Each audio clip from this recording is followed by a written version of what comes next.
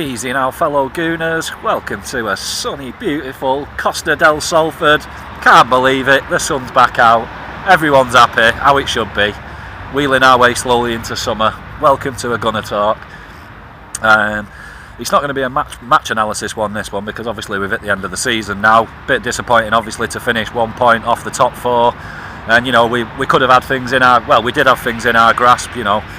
And we just let it slip at the last minute, you know. But that's the way the cookie crumbles sometimes. And, you know, you can look at it, well, we had it in our own hands, but so did the other teams we were fighting with. You know, if United, Spurs, their form wasn't as bad, would we have been in the top four anyway? You know, it's all hindsight FC again, isn't it? So we've just got to look at the facts, which is we're not in the top four, but we do have a Europa League final. We're gonna rock down to, we're going to Baku. Love it, guys. It's got me excited anyway, and something that to look forward to at the end of a, you know, possibly an underwhelming season. You know, it's something that we've not had in the last few years, so there's reasons to be cheerful. So I'm just going to look through the entire squad really this season, rate them on the season, and then look at maybe what we can do in future. So let's get cracking. Goalkeepers. Mr. Leno, one of our best players this year, no two ways about it. Right up there with Laka for me as one of our real standouts. What a quality signing for the money we paid. You know, we should have spent 50 million more on this guy if you're going off Kepa and Alisson. You know, 20 odd million, ridiculous deal, prime of his career, and he's going to be massive for us over the next 3 to 5 years, in my opinion. You know, and if he can keep up what he was doing this year, you know, sky's the limit for me. You know, we were told when we signed him, oh, he's a dodge pot, he can't be trusted. Well, I trust him. He hasn't looked shaky to me whatsoever. He's been an 8 for me this season, definitely. Come up clutch numerous times, you know, when we've really needed it. Yeah, massive. Check. 6. You know, it's going to sound a bit harsh, really, but I just can't, you know. He grew into it a little bit, but his distribution's absolutely garbage, and why he's probably not getting a 7 from me. You know, and his agility is... That's the big thing I noticed, as well as his kicking. His ability to get down quickly has gone. You know, one-on-one he's not bad, but when it's, you know, in the bottom corners, he doesn't even bother diving a lot of the time anymore. And then we look at Martinez. You know, he's been on an absolute flyer at Reading, and I'm pretty sure they'd rate him as an 8 since he's gone there, since Christmas. And the obvious replacement for Cech and Ospina next year. And I think he can put, you know, I raised this question to somebody the other day after watching Raheem Sterling talking after City won the league, and saying how much pressure they all feel under for their positions, and it made me look at us and think how many players in our team are actually under pressure for the position, and I couldn't really think of one. You know, if we're playing 2 up top, that was the only one I could come up with was Laka and Oba putting each other under pressure. But if we're playing 2 up top, they're not under any pressure really either. And that's a worrying statistic for me, and something that got me thinking. So, you know, as a very cheap alternative, you know, because he would cost us nothing, and he's on a fraction of the wages Cech's on, I think that's a no-brainer for him to be back up to Leno, and I think he can put him under sufficient pressure next year to, you know, enhance both of them. And I think he'd be a more than reliable cover, you know, in the cup games. So that's a position sorted for me for next year, no thought about it. Right back, Hector. I thought he was absolutely brilliant. He looked back to the old Hector for me this season. Such a shame he got that injury, because it really crushed our style of play. And I think that was a lot down to how Unai started shifting formations and pissing around a lot of weeks. Is because he couldn't stick to what he wanted to, because it just took away that, you know, Ainsley, it's no discredit to him, but he's not a right back. It doesn't come naturally to him, and he's done a sublime job. You know, I'll get onto him in a minute. But losing Hector, for me, he's the one real unreplaceable player in our team. We don't have any backup to him really. So yeah, for me he was a 7 or an 8 until he got injured, and I hope he can come back, you know, as quickly as he can at the start of next season. You know, the other 2 lads, Lichy, Jenko, the 4s for me. Jenko, don't understand really why he didn't get any much of a chance, and didn't really do a ton when he did get a chance. And the same with Lichy, we cocked up there. You know, I thought at the start of the season it'd be a decent move, you know, experience, winner. You know, when he put Hector under good pressure, which he just hasn't, he's just not up to it. His legs have totally gone. Poor signing, but, you know, like I say, hindsight FC, I'm not going to go on about it. But yeah, them 2 have got to go for me. And then the curious case of Ainsley Maitland-Niles. Again, for me, he's been an 8 this season. I saw fucking, what's his name? Yeah, blood, yeah, get me, yeah, blood, yeah. Oh, what's his name? troops. Give him a 5 out of 10 this season. Fucking absolutely unreal. He's an 8 for me. You know, because I'll take into consideration that he's playing out of position, his age, you know, his lack of first team experience leading up to that. We've lent on him massively, and he's come up good for me, and I just won't have any slander against him at all. I think it's absolutely embarrassing if you're giving him an hard time. But for me, next year, I don't think we're going to look to bring in a right back. So for me, Ossie Tutu's got to get a go. I'd love to see him start at the start of the season if Hector's not fit. And let's give Ainsley the chance to prove himself. He's proved himself at right back, so why can't he do that in the centre of midfield where he prefers to play? More than deserves a chance for me. So that's how I'd go at right back next year, is Hector starting and Ossie Tutu is back up unless we bring someone else in. Don't want to see Ainsley play there anymore, just my personal preference. Centre backs, Socrates, Koscielny, I'll give them both a 7 this year, solid without being mind-blowingly good. Mustafi's 6. You know, like I say, guys, I've said it for weeks, months, years with him. It's not that he can't put in good performances, it's that he's got those brain-dead tackles, fouls, penalties, gives away cards. That's what I can't forgive with him. It's not the performances, it's the switching off that I can't cope with, and he's got to go for me. You know, then you look at the backups. Holding, he's got to get fit and be pushing for a start next year. And I think he was a 7 until he got injured. Mavro, well, he's got injured again, hasn't he? I'm not sure about him yet. For me, Jory's still out. Looked great at times, and really shaky at other times. So not one that you could be putting faith in at the minute. But he's a backup. But he'd be 5th or 6th choice centre back for me as it stands at the minute. And a position where obviously we've got to bring in another centre back. Umtiti might be going cheap, Canate, and then you can get into the dream ones, Upamecano's, those, Dillick, those, they're not going to be in our range, guys, as much as that. I'd love to say, well, we just need to go out and get Dillick, Alaba, or Varane, Alaba, and Dombele, Mbappe, and we'd be laughing. That's not how it works, is it, guys? We've got to get with the real world. So those sort of guys there for me, and that's a position that's got to happen in the summer. Another one that's got to happen, left back. You look at Nacho, for me, he's been a 5 this year. Just can't be trusted. Like I said, he switches off to that ball in behind and off his shoulder all the time, and he's just a liability for me in a back 3 or in a back 4.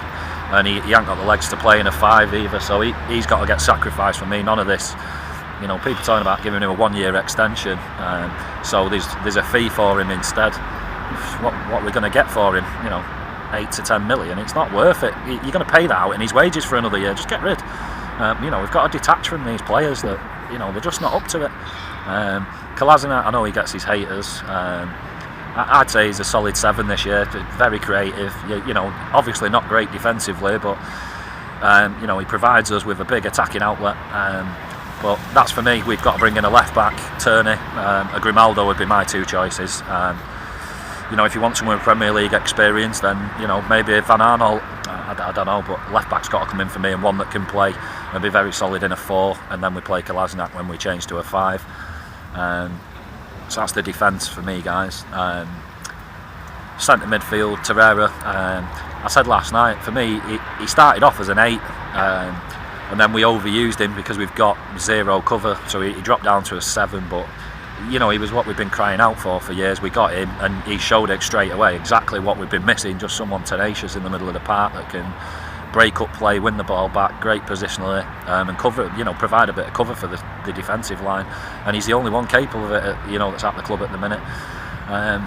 My good buddy next to him, Xhaka, I've seen people peddling that stat again last night of most chances created and all the rest of it. Doesn't matter, guys. He doesn't fit the system. I was saying it. If it's a 4-4-2, well, we've only got 2 midfielders, and Torreira's going to be one of them. And he's not good enough. We need a box-to-box, an athletic, dynamic player that can get up and down next to him. I'd much rather see Ainsley get a goal there than keep playing this mug. He's a 5 for me this season, 6 at a push. But the same as the Mustafi comments, he makes too many brain-dead, decisions, caught out position all the time, too slow to recover. He gives away cheap fouls all the time because he knows he can't keep up with a player, and chase him down because he just doesn't have the legs. It's like he's running in treacle. And I pointed out North London derby, 10 minutes in, people were telling me this guy's captain material. He should have been off the pitch 10 minutes in. Biggest game of the season. Not captain material for me, like I say, rather have pugwash. And then you look at, El Neni's got to go. There's 2. I can't even give him more than that. Just pointless, absolutely pointless player, just draining the club's resources for no reason. He's got to go. And then you look at lads who are away. Chambers, brilliant at Fulham. He's got to get a chance for me, and he'd be the perfect backup for Torreira next season. And like I say, once again, it's there. He's already at the club. People talking about getting rid of him. Well, then we'd have to buy somebody to back Torreira up again. And then you've got Bielik, who maybe deserves a chance as well. But I'd keep both of them around because they can both play centre back and centre mid. And Chambers could play right back as well. So we need more versatile players. This is my biggest criticism of Wenger, was he had too many very specific players for certain roles, and you can't do that anymore. You look at how fluid Liverpool and City's teams are, forward of the defence. They're all capable of playing loads of different positions, and they're all of the same mould, athletic, can do different things, and we don't have any of that going forward at all. So for me, next season, just starting off already, you've sort of got Torreira, Ainsley, Chambers, Bielik, Willock. They've all got to be in the mix for me next year, definitely. And players I want to see more of, and like I say, they're already at the club, so let's find out if they're capable, and if they're not, then we get rid of them. But let's actually find out first. Then you come on to Mesut. Is he 6 or a 7 this year? He's just not doing enough for me. He's only playing 1 game a month or whatever, or he was for a period, and for the money he's on, it's not justified. But we're in this situation again where we can't get rid of him. We can't force him out. Because of the length of his contract left, and why would he leave? He loves London. He's on mega dough that he probably won't get anywhere else, so we're stuck with him, and people are just going to have to face that reality. Unless someone loses the plot, in China and offers him $1 million a week, he's going nowhere. Or a more attractive football proposition, a Barca or a Real Madrid, somewhere, PSG maybe, but do you see those clubs coming in for him? Who knows? But for me, we're going to have to persist with him, and this is my issue, is with him and Xhaka, is that you can't play both in the team. It doesn't work. We keep finishing outside the top 4 with these 2 guys as our, big, nucleus of our side in the middle of the team. It just doesn't work for me. It's a real tricky one. Like I say, he's got to stay. So for me, there's got to then, Xhaka's the fall guy, because we need somebody more dynamic. You've got Torreira static at the base and Ozil static at the up top. Then you've got to have a pinball in between, banging up and down, and Xhaka ain't that guy, sadly. And like I say, we could get rid of Xhaka. We probably can't get rid of Ozil, so it's a no-brainer for me. One I've missed out on is Guendouzi. Just getting a bit carried away there, forgot about him. There's been talks last night about his contract, and lengthening it already, and bumping his money up. Makes no sense for me at the minute. He's got 3 years left. He's only just joined. At the end of next season, yes, he's been good this year, but that doesn't mean he'll definitely be good next year. He could completely fall apart. I said it about Salah last year. Was his season last year world class? Does that make him a world class player? No, because you have to do it. World class, class is permanent, form's temporary. And I stick with that. So Guendouzi, for me, it makes no sense. He's got no bargaining power at the minute. He's got 3 years left, so he can't play hardball because it's too long of a game. It's too drawn out. So for me, I would just let it ride as it is into next year, and then at the end of next year, if he does the same as he has this year, 40, 50 grand a week, whatever it is. I've seen people saying he's on 40 grand a week. Can't be true, because Torreira's on 40 grand a week, and he's come from a senior position.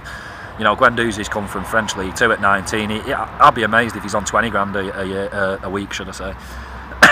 But for me, he's been a 7 this season. We leaned on him way too much. Watch my videos from the start of the season. I knew we were going to do that and put him in sink or swim situations. And at some point he was going to burn out and he'd start sinking, and it happened. I'm not going to blame him for that. It's once again, he was stepping up where senior players weren't, and I'll point the finger at them rather than a 19-year-old from French League 2. So he's got my backing. I'm just not behind this. Offering him a contract right now, it makes no sense whatsoever. Really, confusing. And people who are saying, well, do it.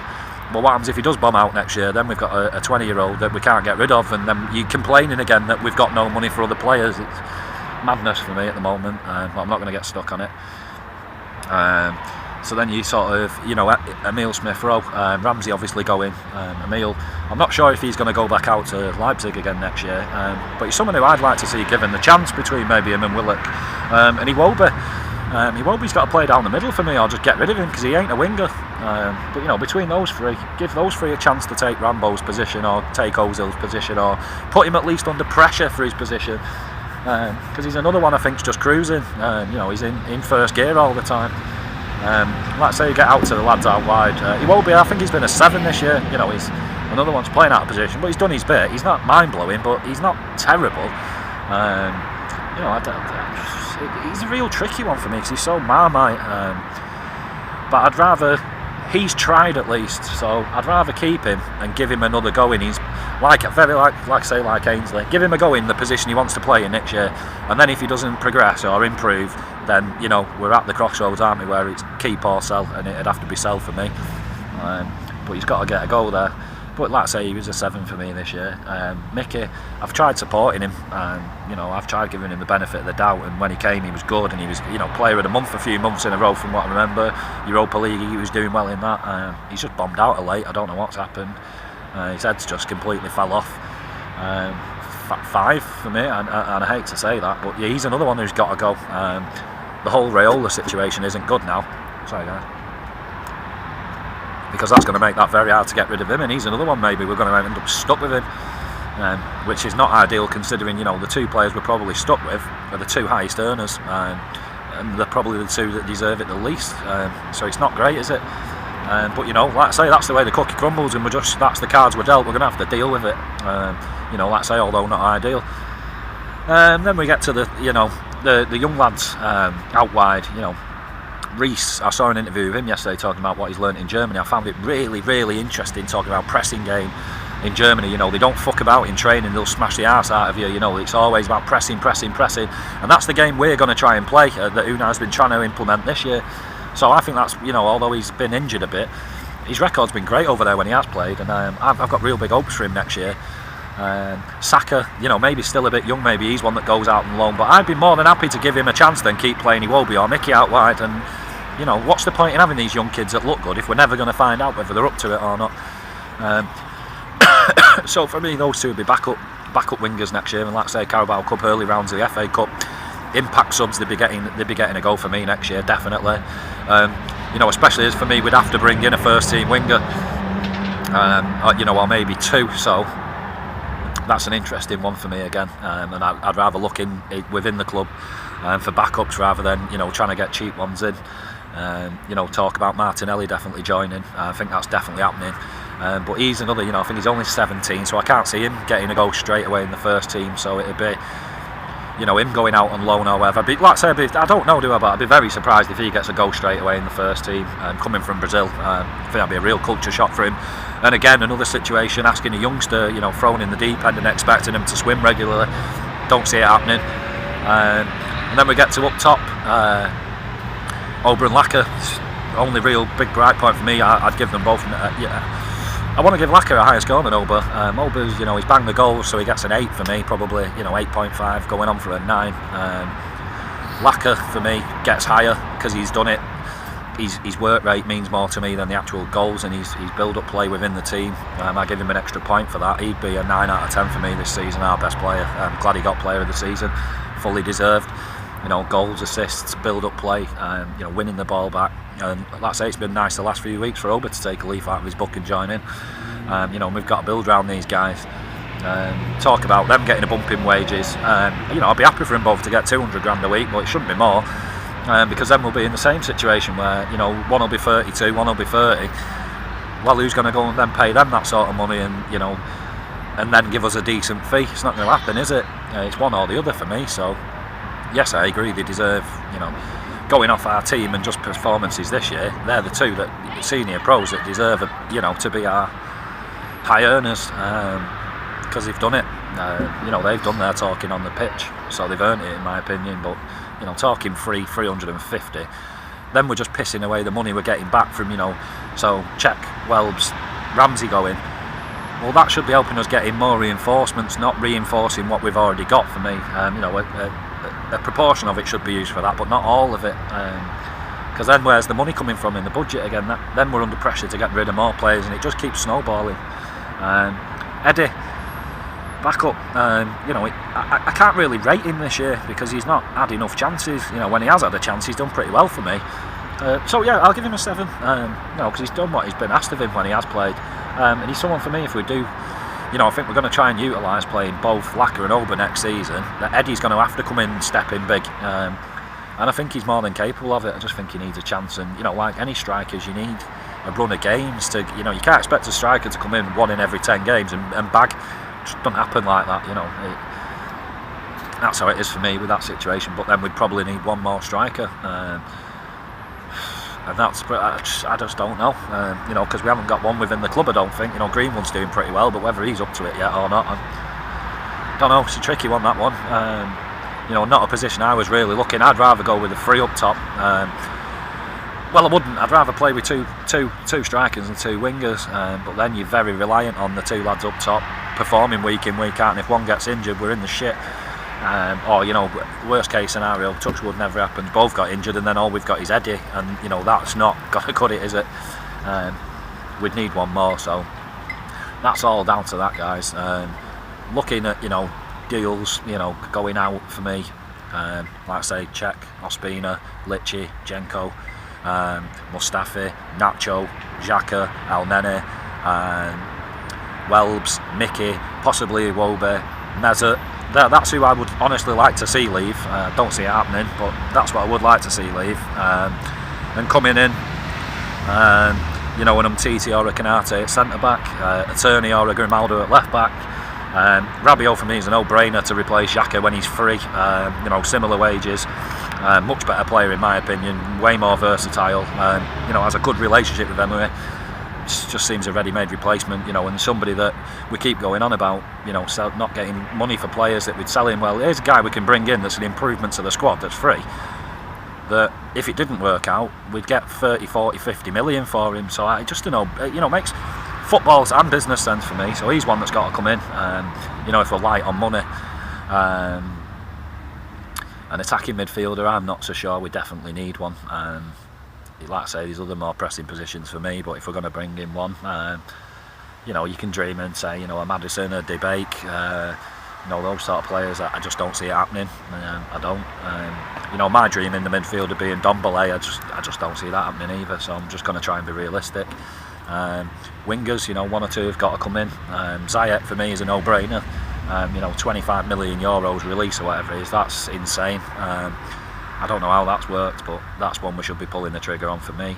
And then we maybe need 1 more, and it just depends how much money's left in the tank. People keep arguing about Zaha. I don't rate him all that much, and I know from talking to some of his teammates, his attitude absolutely stinks. He turns up whenever he wants, he trains whenever he wants. If he's told to do something, he'll just kick balls in the net and fuck off. That's how he is, and I believe that was a big problem with him at United and why he didn't succeed there. Possibly as well as shagging Moyes' daughter or whatever it was. But it's being realistic. So I look at who people are really chomping at the bit for, him and Pep, or Pepe, Nicholas Pep, however you want to pronounce his name. You're looking at 70 million for both, and they're slightly different. Where Wilfie's a bit older. And he's decent, he's an upgrade on what we've got, but he's never going to be world class, and that's world class money for me. At 40 million, I'd more than happily see him come into the club, but for 70, not in a million years, makes no sense. And the same for Pep. He's been decent this year, but he's not proven, over a sustained period of time. But he's got a much higher. He's younger and he's got a much higher ceiling. But again, for me, it'd have to be around the 40-50 million mark. I think it's madness to go and blow 70 on him, which would be, 70-80% of our budget. It's a tricky one. And then you look at like Neres's and Leon Bailey's and, these type of players you could probably get for sort of 30, 40, 50. And I'd much rather have a swing in that zone. It's a guessing game, innit, guys? It's a tricky one. I'm sure we all have our own personal preferences and what you'd like to bring in, but the difference of what you'd like and what's realistic are 2 very different things for most of you. So that's it for me, guys, looking through the team. Hope it helps you guys with some of your thoughts and feelings towards the side. And we've just got a long 3-week wait now, haven't we, for Baku. Don't really want to talk too much about the situation with that, because it's just a piss take, and it's just going to make my piss boil. It's ridiculous, absolutely ridiculous that it's there, and the situation and the excuses they've given, it's fucking embarrassing. But that's it, guys, from me. Hope you've enjoyed. You know, any feedback or whatever, fire it in at me. Take it easy and enjoy the sunshine. So I signing out.